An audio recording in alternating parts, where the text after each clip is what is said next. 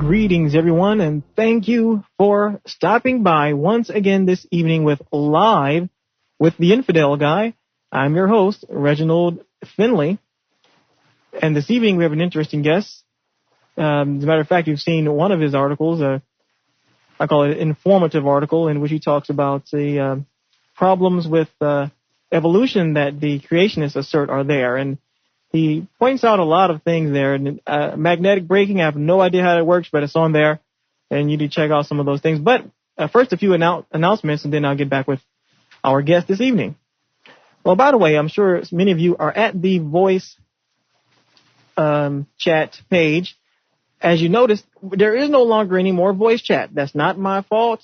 Unfortunately, the free server that I was utilizing, they've canceled that free service. I know you all are just as sad as I am, but it's okay. We'll move on.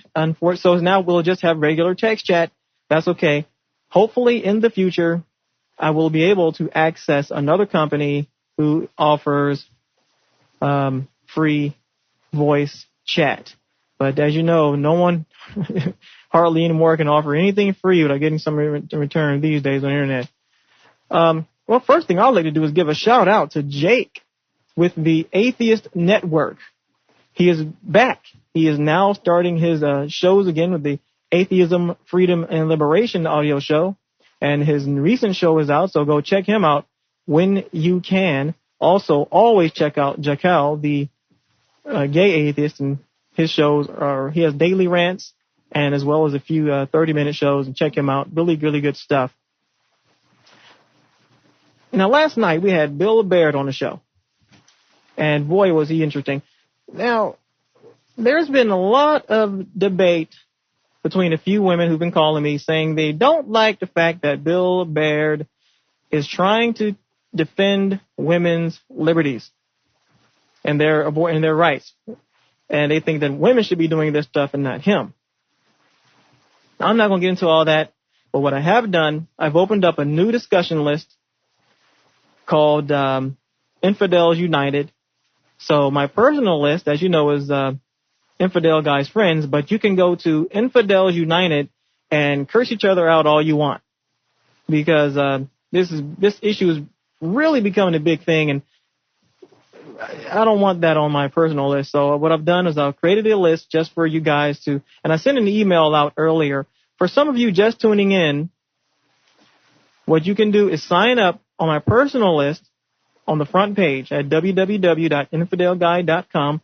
If you've come from some other source, that is the URL, infidelguy.com. Don't forget it. Spread the word. But anyway, Bill Baird will be appearing on WEVD-AM radio station at 12 a.m. I guess that's this tonight, Eastern Standard Time, on the Alan Colmes show, debating Reverend Flip Benham. Benham sounds like Ben-a-ham. 2 years ago, Bill was on the same show and talked to Reverend Flip, and he asked Reverend Flip what penalty would he give a woman for using an IUD. And you won't believe what Reverend Flip said. Reverend Flip says, the wages of sin is death. Wow, was that a deep response or what? I tell you.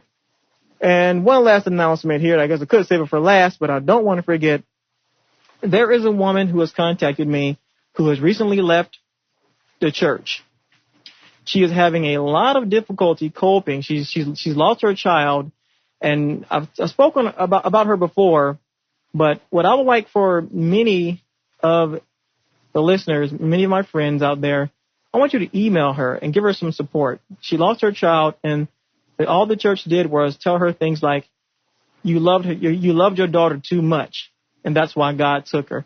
Now, these are stories that she told me. I'm not making this up, ladies and gentlemen. She's really, really studying every day. I mean, she's printed out books and books of papers on philosophy and atheism and the family structure and morality. She's printed out all these things, but she's alone. She needs help, and she's in California. And you can contact her at KILOGG. And believe me, I did get her permission for this, so don't think I'm just trying to rescue a woman It's KILOGG at Juno.com. That's JUNO.com. So that's Keylog at Juno.com. She is a very, very lovely person, very intelligent, but she's just left the church. The church has abandoned her. They don't even call. And if they do anything, they write her and they send her religious things like, your child is in heaven now, or things like that. And she doesn't buy that because she now has actually read the Bible for a change, and she knows that the Bible doesn't say that. So give her all your support. She didn't want me to give her name out on the air as of yet, but please feel free, and I will mention her again at the end of the show. She really needs your support. Because I guess I'll end it there. Well, ladies and gentlemen, our guest for this evening is Mark. How you pronounce your last name? Vuletic? It's Vuletic. Vuletic. I know people do that all the time. I know they totally demolish that. Well, people pronounce it many different ways. They've just adopted the most common pronunciation I've heard. Simplified. And one more time so I can embed it on my memory. It's Mark Vuletic. Vuletic. All right. Mark Vuletic. Well, Mark Vuletic is a doctoral candidate in philosophy at the University of Illinois at Chicago. He functioned as Secretary of Internet Infidels, Incorporated, maintainers of www.infidels.org. I'm sure some of you remember I was supposed to take over their radio shows, and I don't know what happened with that. I guess I need to contact James, see what's going on. But anyway, and he was there until March of 1988. He periodically writes papers on atheism and on creationism versus evolution, many of which you're very familiar with on my page. I have a mirror site of one of his, I think they're one of his most popular. I get rave reviews about it. Maybe they need to send them to Mark from now on. But all of which can be accessed from his homepage at www.uic.edu/whatever that little squiggly line. It's called a what now? A tilde. I knew it 3 years ago, but I didn't need to remember it, so I forgot. At Vuletic. But ladies and gentlemen, you can go to the audio show page. That's infidelguy.com/audioshow.html, and the link is right there. You can just click on that, and you will go to Mark Vuletic show. Welcome to the show, Mr. Mark Vuletic. Well, thank you very much for having me. I'm very honored. Well, it's great having you on. More voices need to be heard. I'm trying to get more women on the show. Unfortunately, I keep getting turned down. Well, I don't know anything. Oh, see what I mean? It's not my fault. I'm trying. Well, once again, like I told you off air right before the show aired, that I've been trying to keep up with you. I try to send you emails periodically. I go to your website and I see what's going on. But I've really, really been a strong supporter of that evolution versus creationism page you had there. But I guess let me back up. What I would like to know is, okay, well, you're in college, right? I'm in graduate school right now. Oh, okay, you're in graduate school. So, and how much time do you have left? Actually, so where are you right now in your program? Okay, so right now I'm in the 6th year of my program. I'm going for my PhD in philosophy, and I'm in the dissertation phase right now. I'm working on that. Actually working on it a couple hours right before I talk to you. Okay. So I've got probably about a year left, maybe a year and a half, depends how hard I work at this, really. But it's pretty much up to me. I should be done in a year. Ah, okay. Well, that's great. Looking forward to being done. I can imagine. That's quite some time there. Of course, it could have been done a lot faster if you had more time, right? If I had more time, if I applied myself a little more. One of the good things about being a philosophy graduate student is that it does give you an immense amount of time to branch out and study other things. Oh, wow. So, I'm studying quantum mechanics in grad school, the philosophical aspects of quantum mechanics. Oh, the philosophical aspects, okay. Right. But being a grad student has given me a lot of time to branch out into other interests like philosophy of religion, creationism versus evolution. So in doing a lot of that stuff, I haven't applied myself as fully as I could to stuff that I'm officially working on. Uh-huh. But it's a good deal. It's a good deal. Okay, well, have you always been this interested in education? And I'm curious to know a little bit about your background as far as your family, maybe, and what are you? Are you a non-believer? Are you an agnostic atheist? Or how would you define yourself if someone were to ask you, do you believe in a God? Okay. Well, if someone were to ask me, do I believe in God, I would say no, with a very high degree of confidence. Not with a perfect degree of confidence, but with a pretty high one. And then it depends, of course, what conception of God you're talking about. Exactly. And for the listeners, that does not mean he's an agnostic. I know some of you, right. Some of you out there saying, well, he's agnostic then, and I'm sure you could probably explain a little bit more. Right. Well, when people ask me what I am, I tell them that, at least at this point in time, I prefer to call myself an atheist. But really, it doesn't matter to me too much what they call me, as long as we understand what we each mean when we have discussion. Mm-hmm. So if they want to call me an agnostic, that's fine, just as long as they understand what my position is. Not that it's like I'm 50-50 sitting right on the fence. Right. Yeah, I hear that a lot. That's not the actual definition anyway. Right. Of agnosticism. They think you're a fence-sitter if you're agnostic, and that's not the original definition, but unfortunately it's been adopted. Right. And with if agnosticism is supposed to be just a lack of certainty about the non-existence of God, then it seems like agnostic should also apply to people who believe in God but just are not absolutely sure, and that that's not conventional. So yeah, if you keep that in mind, it should help. But yeah, I consider myself an atheist. Ah, okay. And are you an overt or explicit about it? What exactly do you mean by that? Well, in public, if someone were to, well, of course, someone were to ask you, but right. Are you involved in any type of activism in your school, or do you write papers and distribute them in the collegiate journals, or what do you? Yeah, nothing like that. I'm to the extent that I'm an activist, it just involves putting papers on the web. I've delivered a presentation to a group of Christians before, at their solicitation, actually, about how it was that I became an atheist. And that was back to back with the person who was formerly an atheist and became a Christian, so it was very interesting. But most of the stuff that I do is, it's really quite passive. I just put stuff out on the internet, out on the secular web most of the time, on my personal homepage.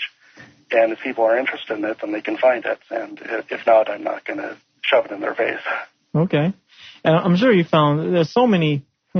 I try not to discredit a now believer who was once an atheist, but I've found that there's always some flaw in their logic for the reason why. But I think, well, religion is an emotional thing, I guess, and some people feel that they need those emotional ties to something greater than themselves. But we would think that one who was an atheist would not go that route.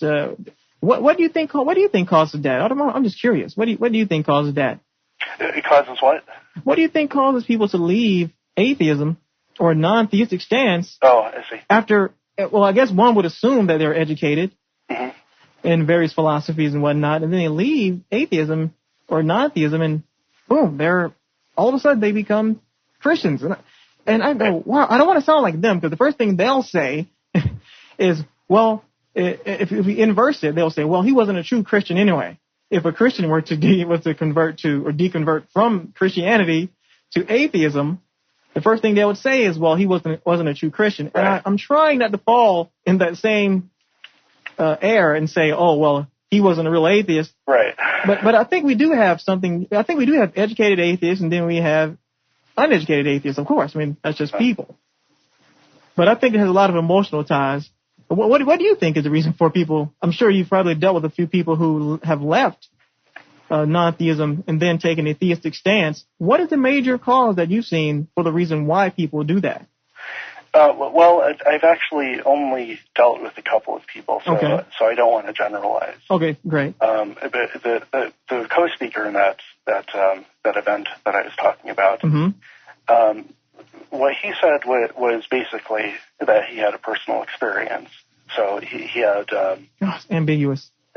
Well, it can serve as a reason for anyone standing on the outside to say, okay, there is a God.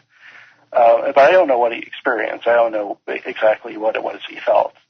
I would presume that whatever it was that he did experience, it wasn't really a God.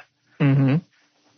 But whatever it was, he had some kind of intense experience. And these seem to be, not very common things, but they do seem to happen to people in different cultures, across time. Yeah, I've noticed that. And the funny thing is that, it's such a simple explanation many times for these experiences these people have. Dan Barker was on the show, and he said these experiences are real. They are real experiences, but it's all in the head. Right. Well, when I was a Christian, because I was once at a time, as a very strong believer.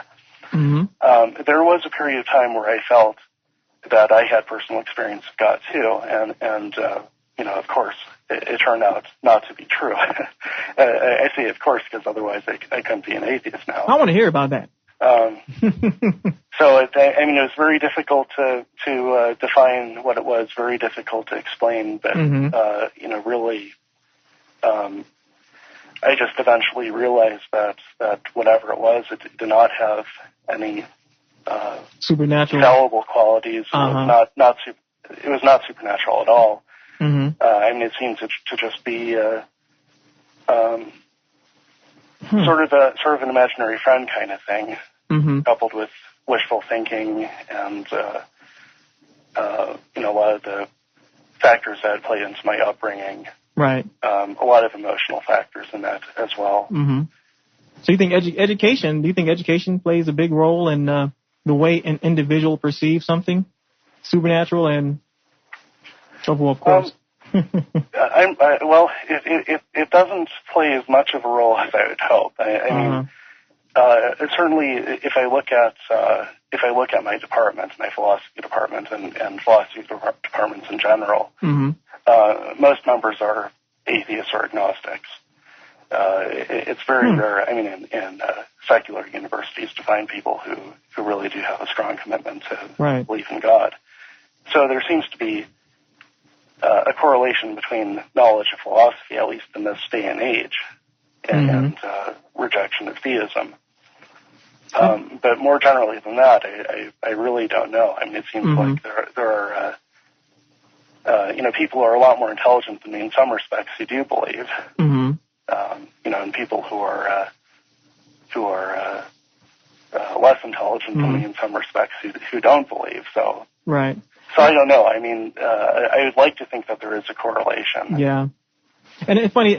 Mark. I think they know this really, and I think I've noticed that whenever the first thing that occurs when I'm debating a theist, the first thing they say is, "You think you're so smart," or "You think you're better than me." And this is one of the first things I hear.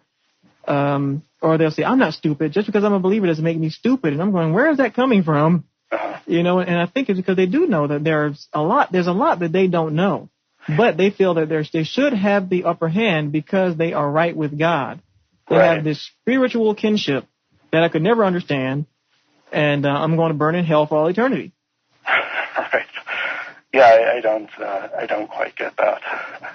As a matter of fact, Ed Buckner, he's new executive director at the Council for Secular Humanism in Amherst, New York. I was up there recently, by the way, and gave a little talk. But he mentioned that. Education is very, very important. And I later talked to Joe Nickel. Oh, great. Oh, wow. That guy is just amazing. And it's sad, but many of the similarities, there are so many similarities between his investigation of personal supernatural claims parallel religion so much. Right.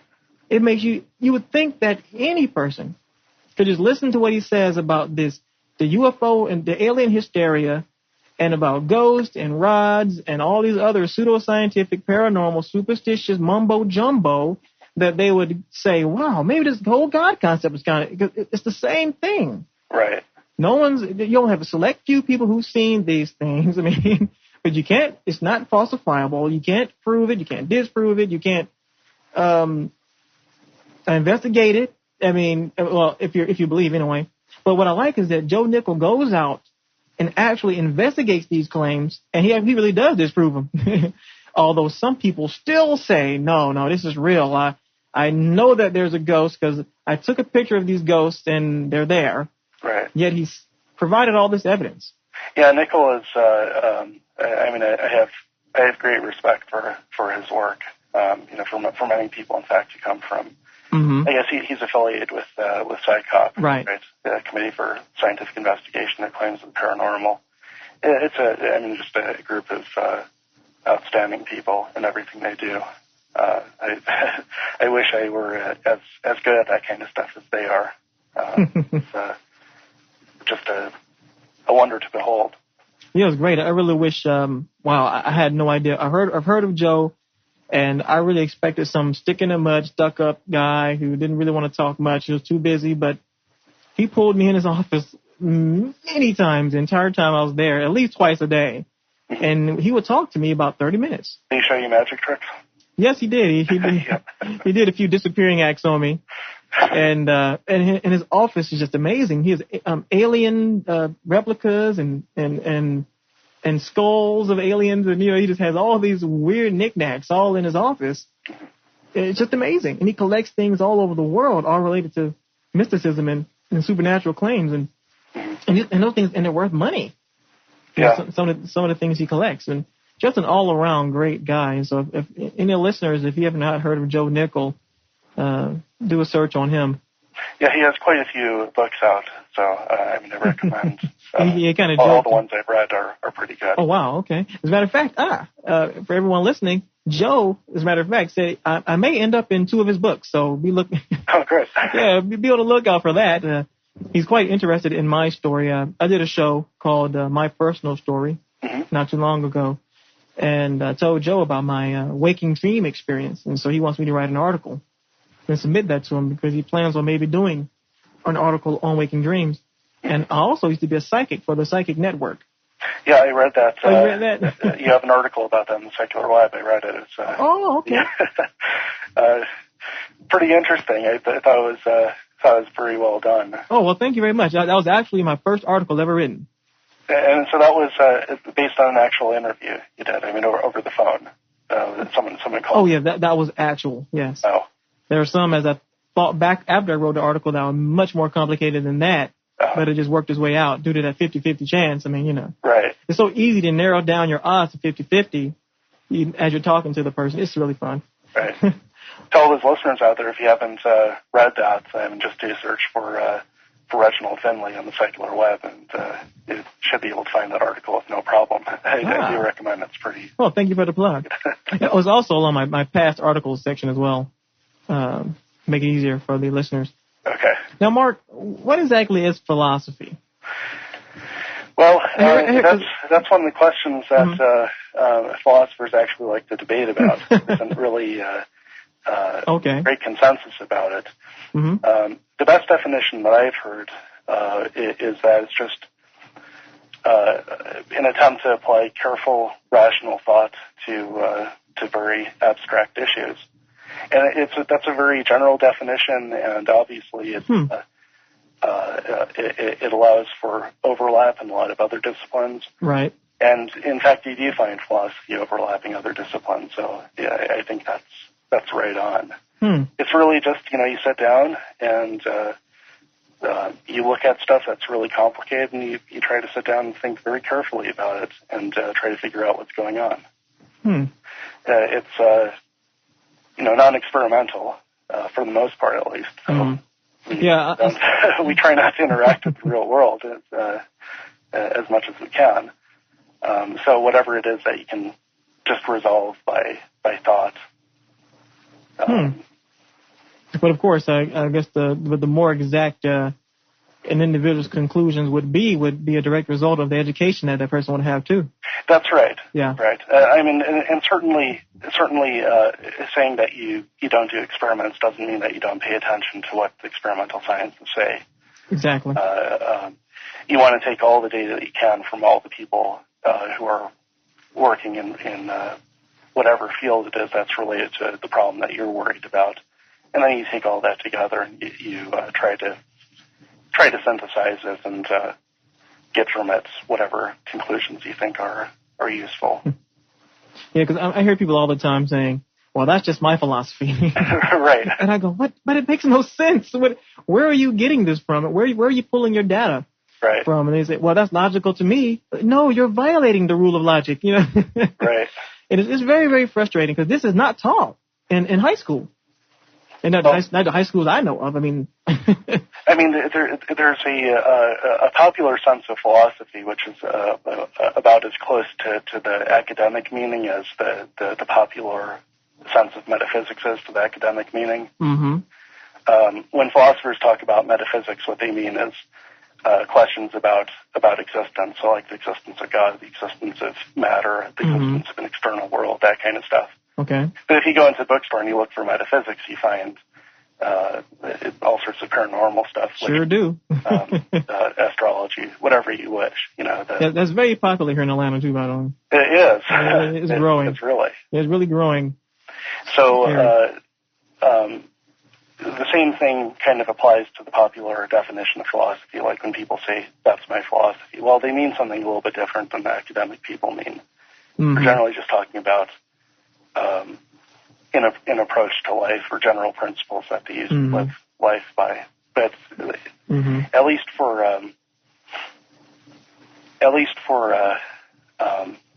people in the United States and in Britain and Canada, I think as well, philosophy really has a very strong relationship to careful logical thought.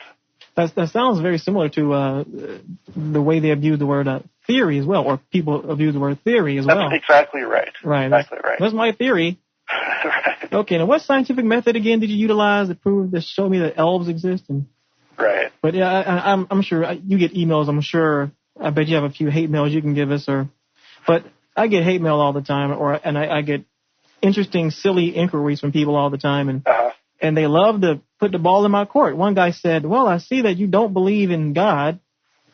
So what I would like to know is, in your travels and in your searching, could you please explain to me, utilizing the principles of higher math, physics, geology, and he named all these different sciences, and based upon those, how I have come to the conclusion that I don't believe in God. And this is amazing to me that this concept is still going around. And I had to promptly email this guy, and I told him, I'm sorry, but you're the one making the positive claim here. Right. You're the one saying that there is a God. Show me that there is. Right. I mean, show me utilizing the principles of higher math and quantum mechanics. Right. I mean, I actually just had someone send an email to me which was sort of along the same lines. He said, I've looked at your webpage, and I see a lot of discussion of arguments against atheism and a lot of talk about why they don't work. What I want to know is, what is your positive evidence that atheism is true? And so I wrote back and said, I'm just applying in general principles that people use when they reason about whether or not strange things that they don't encounter in ordinary life, whether these things exist. Of course. So I don't believe in God for the same reason I don't believe in elves or fairies or my favorite example, a 500-foot invisible, undetectable, fire-breathing clown orbiting Saturn. I mean, how could you possibly find such a thing? How could you possibly disprove it? Well, you can't. All the evidence we have is consistent with such a being existing. It's consistent with there not being such a being, because it is, undetectable by definition. So it has to be consistent with all of our evidence. But when we're faced with a hypothesis like that, the normal thing to say is that, look, the default presumption has to be that that thing does not exist. Right. And likewise for God, if you can't show me the sign, show me the evidence, then it's natural to presume that there is no God. That's true. My wife likes to say quite frequently, she'll say, I have no need to make a positive assertion for something that I cannot verify. You know, and I'm like, wow, and yeah, that's so true. And I love that analogy with the clown, because I'm sure you know pink unicorns, invisible pink unicorns are very popular on the web these days. And you're right, and you just can't. And what I've noticed is anyone can create an all-powerful creature, no matter what it is, and say that it exists.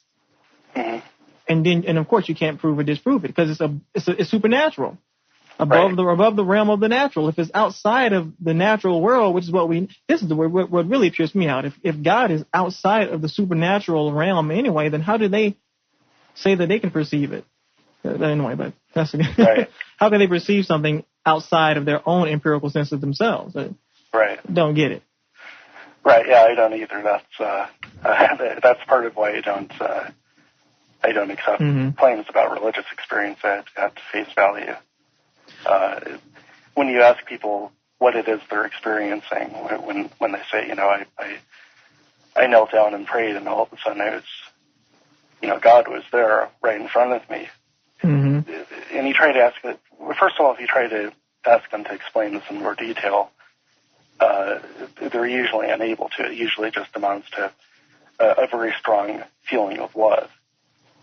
But secondly, if it's supposed to be something, some perception of the transcendent, well, what is the mechanism that is supposed to produce this? How does this work? How are you having experience of something that is out there like that? What exactly is going on?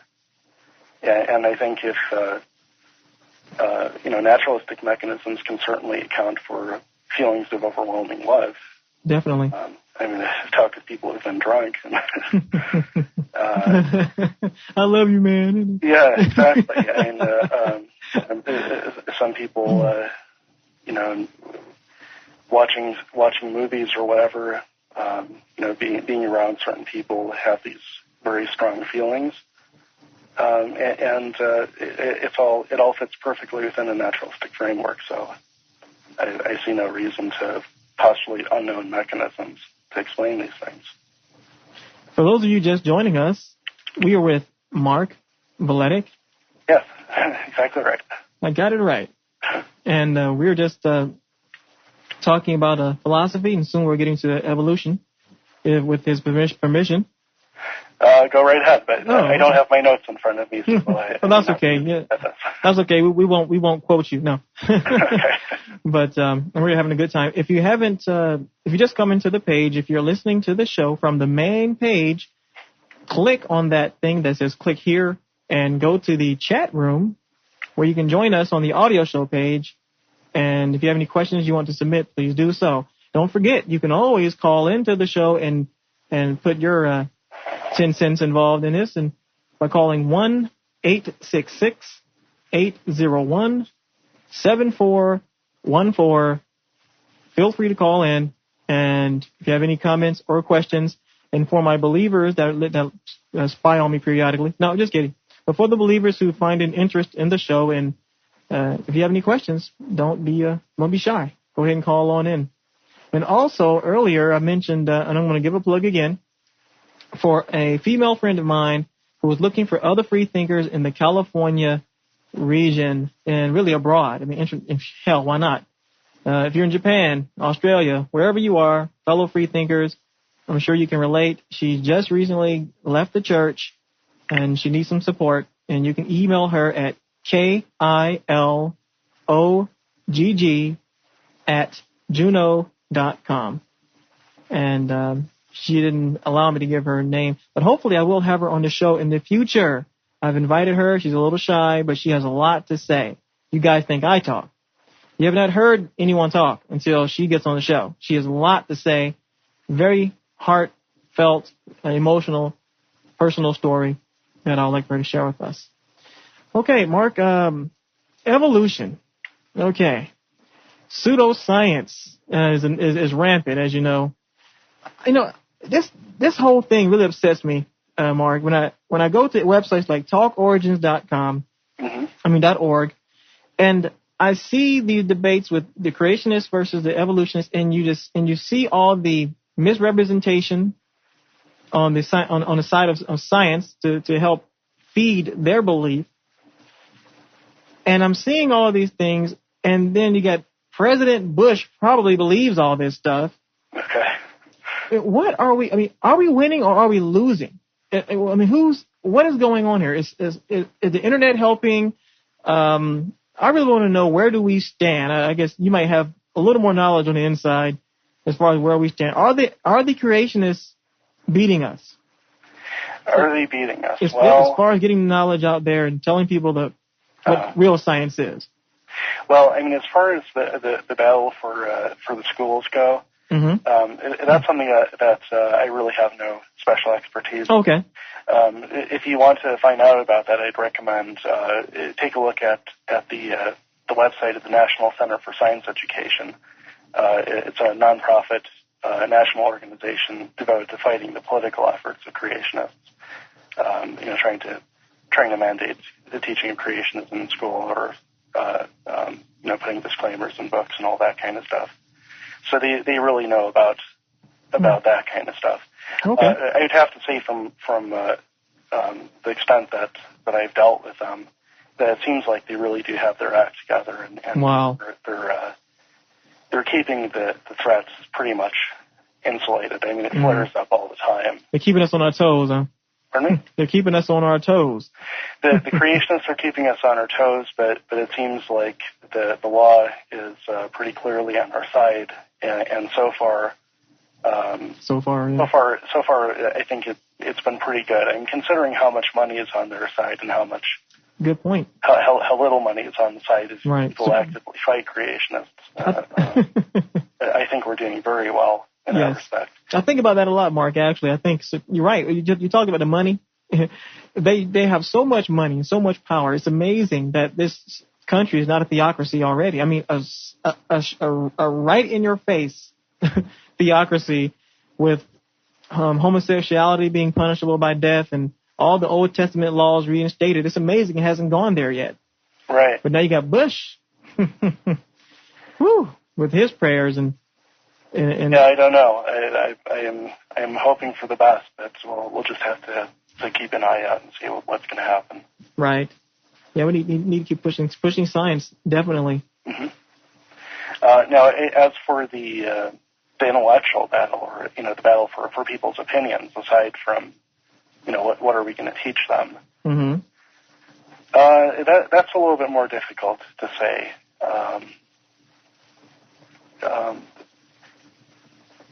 I believe that the numbers have in polls, as far as numbers of creationists, I believe they've remained pretty static. But static at about, well, depending upon how you define creationism, static at up to 90%. So creationists do seem to have the majority. Yeah, it looks that way. I mean, I'm hopeful, primarily because of the internet. I am hopeful about possibly counteracting this, because once again, this is where the difference of how much money the two sides have comes in. Because the creationists, before the internet, where you can put up a lot of information for virtually nothing, the creationists really had the edge as far as being able to publicize, send out information to people. Right in their mailboxes, yeah. Right. Mm-hmm. And compared to that, the evolutionist side really has not had. The evolutionist side that actively counters creationism has not really had much of an ability to do that. I've noticed the internet that seems to be a very good thing, but mm-hmm. Even more than that, I think probably the biggest force that's keeping both sides relatively static here is just apathy on the part of the public. Most people I talk to don't really, whether they have opinions about creationism or evolution or not, they really don't seem to know that much about either one. They really don't seem to care. They're too busy with other things. They're too busy to worry about debates like this. I think that's helping. I mean, I think it's probably difficult probably more difficult than you might imagine for creationists to acquire new converts, even with all of their money and even with all their ability to publicize. That's true. Not to mention, because most people don't care one way or another. Right. And you have these new movements now growing even faster. I mean, like the New Age movement is, whew. Right. I mean, that's really skyrocketing. And I've noticed myself that a lot of people are beginning to not really believe in this fundamentalist dogma anymore. Right. Well, I mean, it's most people will believe whatever makes them comfortable. Right. Whether that means that they will believe in God or not. Mm-hmm. But for most people, comfort seems to be equivalent to believing in God, but and believing that he's a pretty good person in the humanist sense of what a good person is, in fact. Mm-hmm. So they believe in God, but think he's a pretty upstanding guy who didn't do most of the things the Bible says he did. Yeah, man just messed that up. Yeah. And a person who's always on your side, loves everyone, will save everyone in the end. Sort of a liberal conception of what God is. Yeah, so, yeah, I've noticed that. I mean, I think that's in my experience, that's where the majority is. People, they don't really care too much about getting into the intellectual debates. They don't care about getting to the bottom of religious matters, whether pro or con. They just find whatever it is that allows them to live their lives with the most amount of comfort, and they stick with that because it is comfort, right, or because it's what they've been raised with, or whatnot. Mm-hmm. And I can't say I see anything especially wrong with that. I wish there were more people on my side, but most people don't have time to deal with this stuff. So it is natural that they stick with a comfortable view or whatever they've been taught by their parents. As a matter of fact, a couple of days ago we talked about that, and we talked about how it's emotional mm-hmm. for them. Yes, with us it can be emotional, but we're thinking a little bit more, and we know how to put those emotions aside, or we sacrifice some of those emotional comforts for the truth. Mm-hmm. And that's what they're not willing to do. You mentioned that there are some of the top, well, you didn't really say some of the top, but you did mention how there are scientists out there and evolutionists who really just keep to themselves. I mean, they're doing their research, they're busy people. And Massimo Pigliucci, who appears on the show regularly, said the same thing, that there are actually evolutionists out there. They're working so hard. They have tons and tons of journals around them. They have a fossil record of a particular organism. They followed the entire transition of it until its most modern form, and they have volumes of this stuff. But the creationists have they have no idea this stuff exists. Mm-hmm. That's all they do. But they don't go out and debate. They don't write extensive papers and publish them on the web. They just have these extensive volumes of papers in some basement somewhere while they're doing all this research for whatever other cause, either museum or the Learning Channel, the Discovery Channel, whatever they're doing. But these people don't come out the forefront and debate the creationist arguments.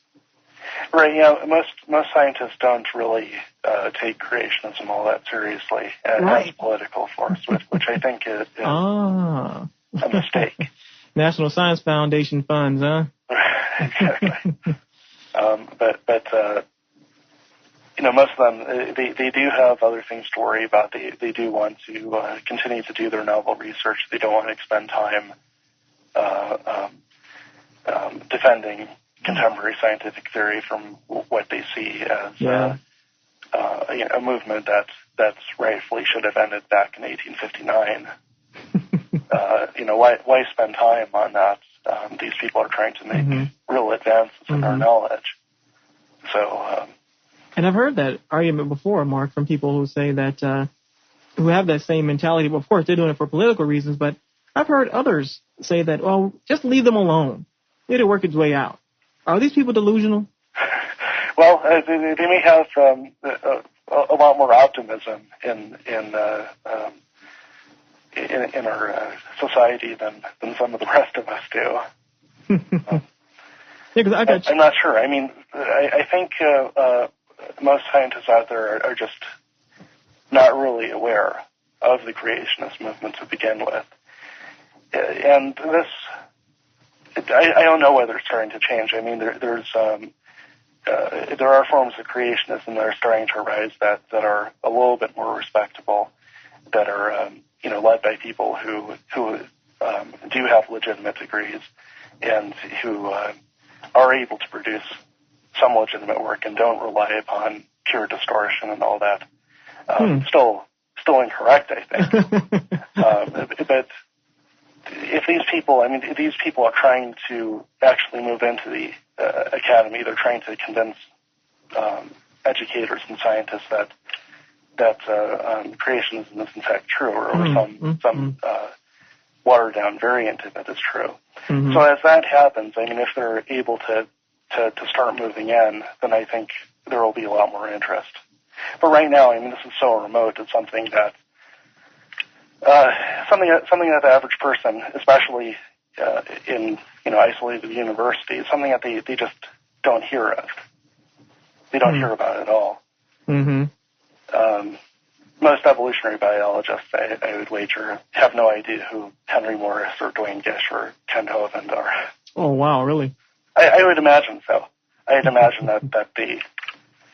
So those are the lesser of the threats. Time on this, they think that this was just a bunch of crazy people confined to small circles, and don't worry about them. Okay, so they're lesser of a threat. So there are others out there that you're saying who have much more credulity than them, huh? Well, it started with Philip Johnson, the Darwin on Trial. He's kind of, the self-proclaimed leader of the movement, although I don't think he... creation science? No, the sort of newer intelligent design movement. Oh, yeah. I don't think he deserves the title to be leader, but you have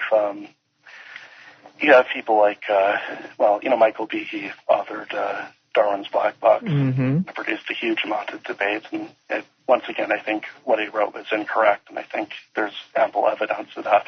If you just do a little searching on the internet. But what he wrote wasn't relying upon distortion, and it wasn't immediately done. And Paul Nelson, Bill Dumsky, actually a graduate from UIC, got his philosophy degree from my university. Okay. These are people who are. I went to a conference where they were presenting some papers, and they seem to be, a little bit more credible. Once again, wrong, but people that don't have the flat out dishonesty and idiocy of the standard creationists.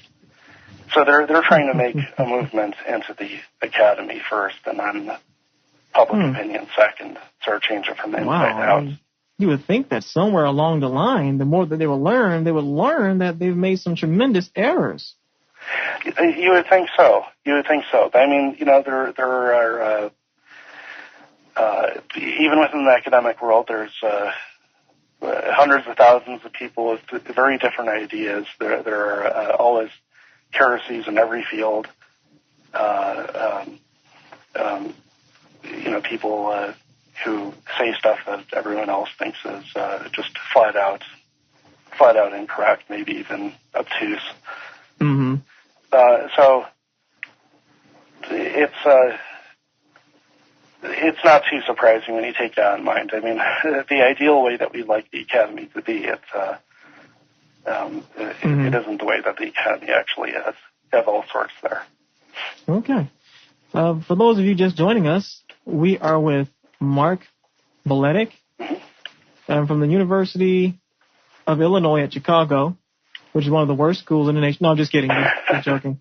But he's a doctoral candidate in philosophy, and he functioned as Secretary of Internet Infidels.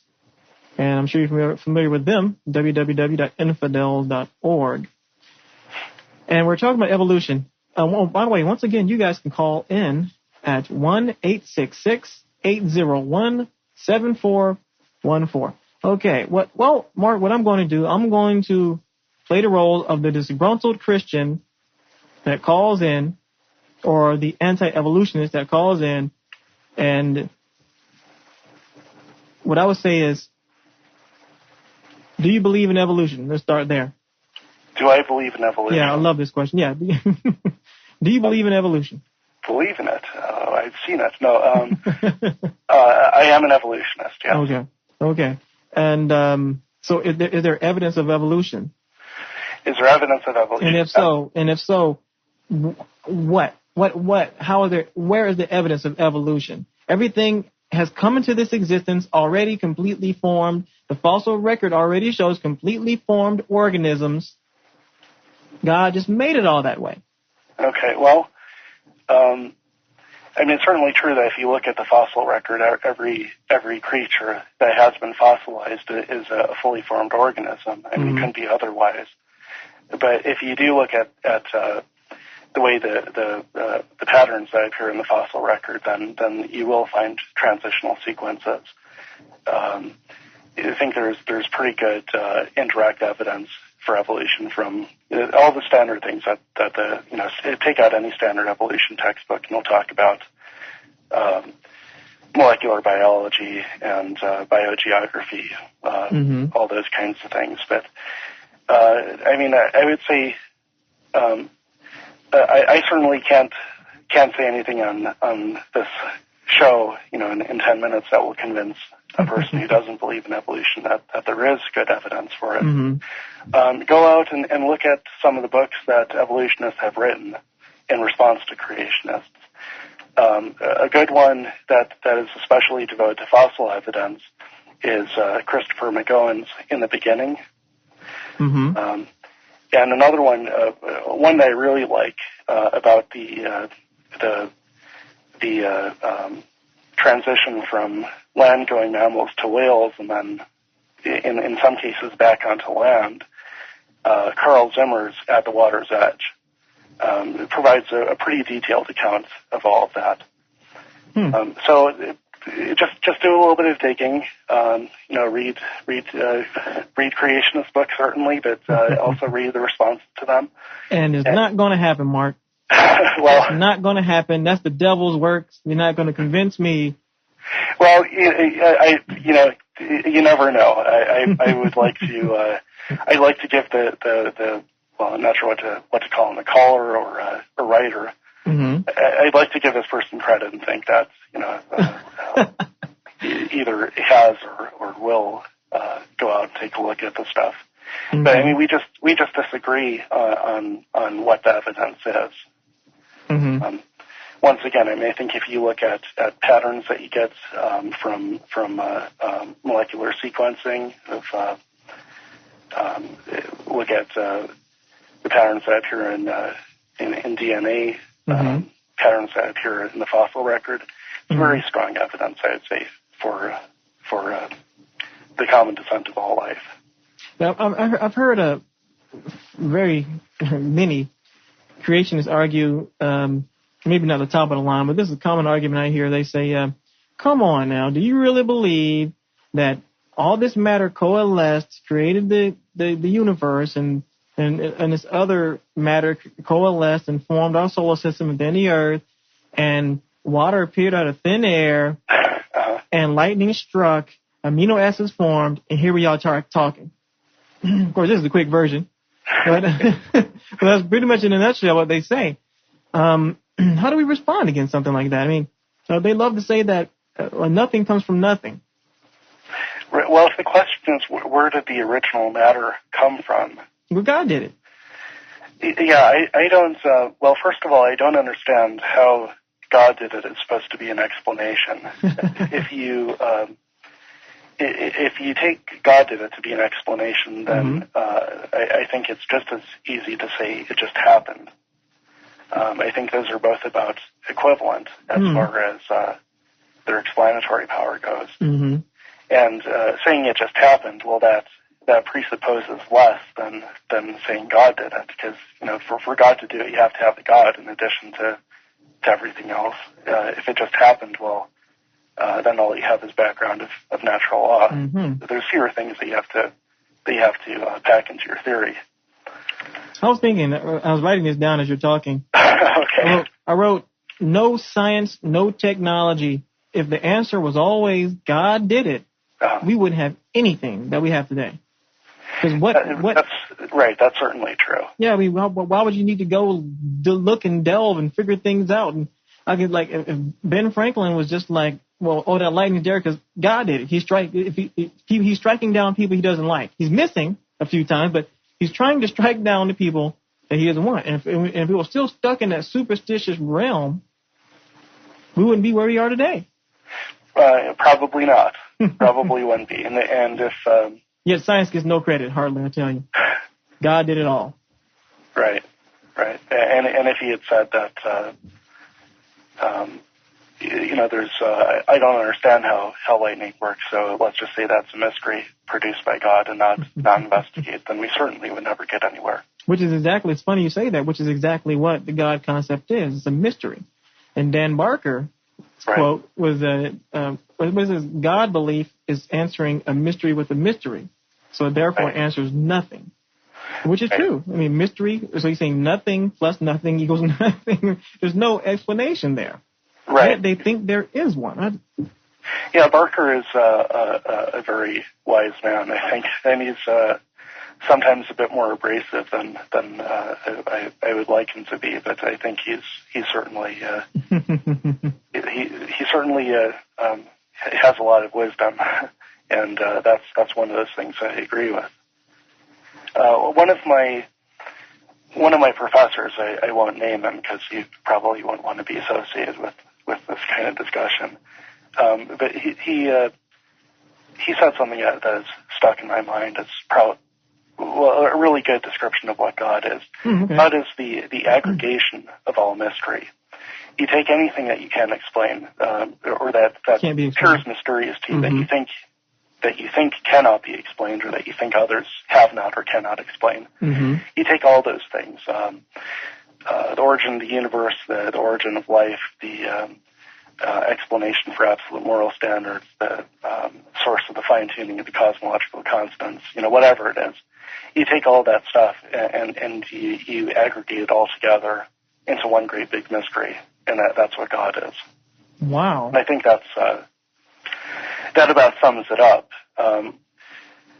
In our culture, it's normal to take God to be an explanation for things. We're taught that, and most of us are taught that from birth.